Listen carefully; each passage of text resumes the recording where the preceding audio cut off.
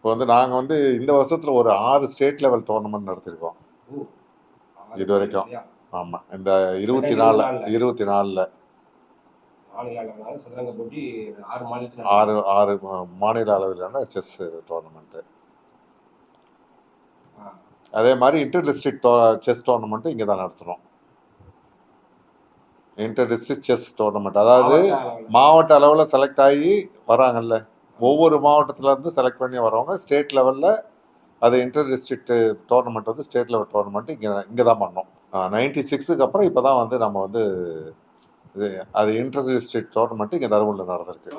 அதாவது நம்ம எடுத்து நடத்துறது வந்து நம்ம மாவட்டத்தில் நடத்துறது இப்போ தான். அதே மாதிரி வந்து 25க்கு வந்து ஒரு 10 ஸ்டேட் லெவல் டோர்னமெண்ட் வந்து நடத்துகிற மாதிரி பிளான் பண்ணோம். இப்போ காரியமங்கலத்தில் நடந்தது, தருமபுரியில் நமது நடந்தது, அந்த மாதிரி வந்து 10 இடத்துல வந்து ஸ்டேட் லெவல் டோர்னமெண்ட் நடந்தது. கம்மைநல்லூர் நடந்தது. அந்த மாதிரி வந்து 6 நடந்தது. அடுத்த வருஷம் வந்து 10 நடக்கிற மாதிரி டோர்னமெண்ட் அது ஒன்று வந்து கேட்டிருக்கோம். டேட்டு அனுமதி கேட்டிருக்கோம், வந்துடும். அதுக்கப்புறம் வந்து கோச்சிங்கும் வந்து இப்போ வந்து நம்ம இதில் வந்து நிறைய ஜூனியர் பிளேயர்ஸ் எல்லாம் நிறைய வந்து பிலோ 9லாம் நிறைய பேர் வந்து ரேட்டிங் வந்திருக்காங்க.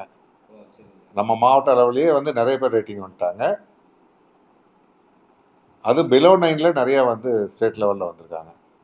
இப்போ பார்த்தீங்களா ரெக்கார்டு, நம்ம தமிழ்நாடு ரெக்கார்டு 3 வயசு குழந்தை வந்து இந்த ஹையஸ்ட் ரேட்டிங் வந்து எடுத்து 3 வயசு தமிழ்நாடு பையன் தான். அதுவும் நீங்க பாத்தீங்கன்னா எல்லாம் குட்டி குட்டியா தான் இருக்காங்க. 3, 4, 5 வயசுலாம் வராங்க. அதுல நிறைய டோர்னமெண்ட் விளையாடி ஜெயிச்சுட்டு வராங்க. 5 வயசுல அவங்களுக்கு என்னன்னு செஸ் தெரியுமான்னு நான் நினைச்சேன். இல்ல, இப்போ வந்து வேர்ல்ட் லெவல்ல வந்து இந்தியா நல்லா இருக்கு. இந்தியாவிலேயும் தமிழ்நாடு ரொம்ப நல்லா இருக்கு. அதை வந்து தருமபுரியும் ஒரு வந்து மெயினா வந்து ரொம்ப நல்லா கொண்டு வரணுன்றதுல நம்ம வந்து நிறைய ஆமா, அதுக்காக வந்து ஒரு 3 கோச்சிங் வந்து கண்டிப்பா 3 கோச்சிங்ன்றது வந்து நல்ல வந்து ரேட்டட் பிளேயர்ஸ், அதாவது இவங்களை கூப்பிட்டு வந்து நல்ல கிராண்ட் மாஸ்டர்ஸ் வந்து அவங்கள கூப்பிட்டு வந்து ட்ரைனிங் கொடுக்கறதுக்கு பிளான் பண்ணியிருக்கோம். அசோசியேஷன் லெவல்லே ஒரு 3 கோச்சிங். அது இல்லாமல் அரசு பள்ளியில் படிக்கிற தனியாக வந்த மாணவர்களுக்கு தனியாக டோர்னமெண்ட்டும் ஒன்று பண்ணுறதுக்கு பிளான் பண்ணியிருக்கோம் ஜனவரியில். அது வந்து ஏன்னா கவர்மெண்ட் ஸ்கூல் பசங்க மட்டுமேனு வரும்போது அவங்க வந்து கொஞ்சம் காம்படிஷனில் வர முடியுமான்லாம் வராங்க. அதனால் அவங்களுக்குன்னே ஒரு தனி டோர்னமெண்ட் வச்சு அவங்களையும் என்கரேஜ் பண்ணுன்றதுனால ஜனவரியில் கவர்மெண்ட் ஸ்கூல் ஸ்டூடெண்ட்ஸ்க்கு மட்டும் தனியாக ஒரு டோர்னமெண்ட் பண்ணுறோம். அவங்க வந்து இதில் பண்ணிட்டோன்னா ஸ்டேட் லெவல் டோர்னமெண்ட்டில் அவங்க வந்து பார்ட்டிசிபேட் பண்ணலாம். ஏன்னா ஃபஸ்ட்டு அவங்கள வெளியில் கொண்டு வரணும் அப்படின்றது தான்.